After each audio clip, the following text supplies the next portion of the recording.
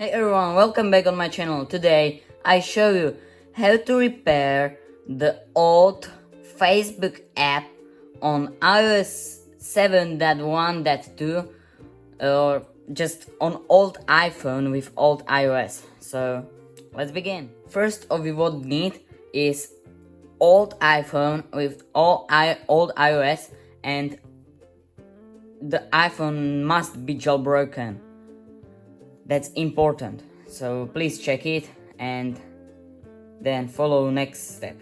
First, open Cydia, then install, it's slow, AppSense Unified, yes. From this repo, what do you have here? Install it, and then just by free tools on PC, install the Facebook app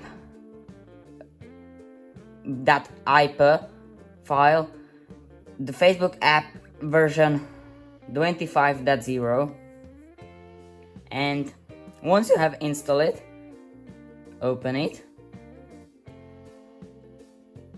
I know it is slow, but I don't have really good Wi-Fi. And log in, and that's it.